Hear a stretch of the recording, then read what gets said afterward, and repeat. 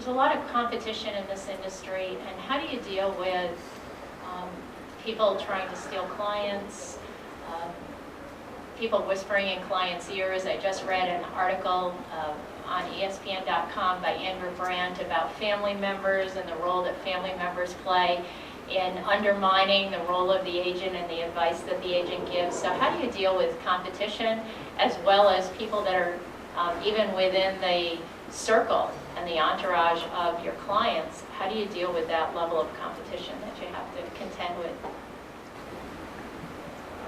It is definitely part of the territory. There's no question about that. And it never goes away. The one thing is, I believe pretty strongly in keeping things at a manageable number of clients and understanding how many you can comfortably represent. And I think if you do that and you have the relationships and you know your guys well enough and you're in touch with them well enough, that's how you keep your head above the water. But the reality is, if you have good clients, which you hope to have to make a living, people are going to be coming after them pretty much all the time. I'd second that. And somebody said, I don't remember who it was, it said every hour, every day of every month, somebody is either stealing your client or trying to steal your client. But you have a good point. You know, if you have a lot of bad clients, you're probably pretty safe, except for you're also not eating. So it's a double-edged sword. You can have the greatest relationship, and sometimes you'll be surprised to see that person will walk. But to your point, it really is about if you can build that the closer you can build the bond, and not only with the athlete himself or herself, but with their significant others, their network, really get in there and be part of the team of the whole support system of the athlete. I don't have any clients, so I don't really have that problem. But I do know that with Kristen and Tony and John, the relationships that they do have, like you said, with the significant others, the wives and the girlfriends, they're on speed dial too. And a lot of times, they are speaking to the wife or significant other more than they do their client. So it is building that network and having that closeness with those people and understanding that you're going to go to bat for them no matter what. So it is very important. I think one thing that I would add is that there are also certain cycles of time. For instance, in baseball, when a player is becoming salary arbitration eligible, there is money to be made at that point in time so that the competition picks up as you have a client that's going into that cycle, a client going into free agency. The competition tends to pick up at certain cycles of their career. I think the other piece of it that I would add is that I think we've learned, as hard as it is, that you can't take it all personally as well. Sometimes you may lose a client simply because the client needs to place blame somewhere. And they may have, their performance might be lacking, and they think, well, the change I need is really my agent, rather than recognizing that maybe the change that they need is their on-field performance. And don't discount the fact that agencies fire players too.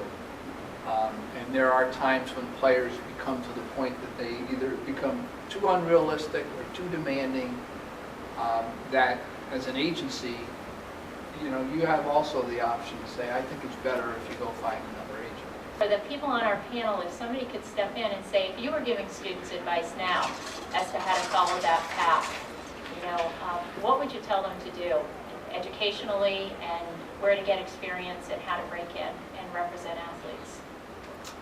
As I said, I just graduated and I knew I wanted to be an agent, so a lot of it is, I know for the NFL, I'm not sure about Major League Baseball, the NHL. For NFL, you can't just jump in and start representing athletes. You have to have, I believe it's 7 years of experience negotiating contracts, or you need to have a graduate degree. As far as jumping in first, there's not much in this industry to do, at least NFL-wise. I would say internships are the main thing. If you can find an internship at a boutique firm is very important. Just kind of networking, getting your base together, getting the experience is very important. Something with CAA or Octagon, those, it's the same thing. You might have a better opportunity with those because they have more positions available. But definitely starting off of it as an internship and then seeing where it leads. if you really want to have a passion for it. If you really do have a passion for it, you'll go that route if you don't have another option. And I get asked a lot about law school, and that's certainly a viable option. Certainly helps to have a law degree, particularly if you're going to be working on the contract and negotiating side of the business. A lot of agencies are going to be looking to what's the avenue of your ability to bring in clients. If you can prove that you can deliver good quality players, any firm in America will have it. Okay? But short of that, then you either think of, get a law degree, go to a larger firm, because most of the boutique firms are fairly small, and there's 1, 2, 3, 4 people, so they're not going to have a lot of opportunities for hiring. So I always often tell students to think about other ways to get in to the agent business, and typically that's through getting an expertise on the marketing, licensing, sponsorship, event management side, because a lot of the big agencies also offer all of those services. Alec, if I can ask, you have an MBA, and we often hear people saying, oh, you need a law degree to represent athletes, and I think maybe the thinking has changed. And so can you talk about what you use from your MBA in terms of representing clients?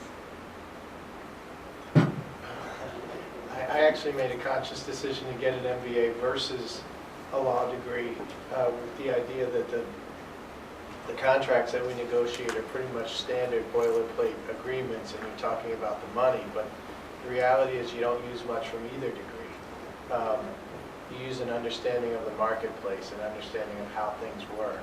And to tie that into the previous question about what you can do to put yourself in a position to get a job as an agent, the reality is really understand the market, meaning get to know a sport, and I can just tell you I get calls all the time from people who want to be a hockey agent, because that's what I am. And I can tell pretty much instantly if they know what they're talking about, because just the people who really understand it understand the athlete's decision-making process, and have, begin to build a network within the sport, whether it's hockey or any other. Back to the MBA versus law degree, to be very honest, all it gives you is credibility from my perspective. Just to elaborate on that, and that is a good point, there's very few agents, none that I can think of offhand, that kind of specialize in multiple sports.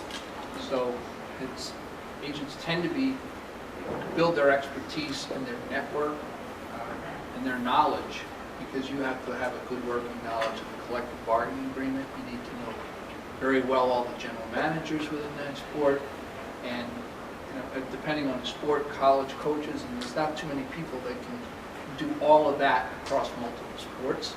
So it's advisable, if you want to go down this route, figure out which sport it is that you really want to specialize in.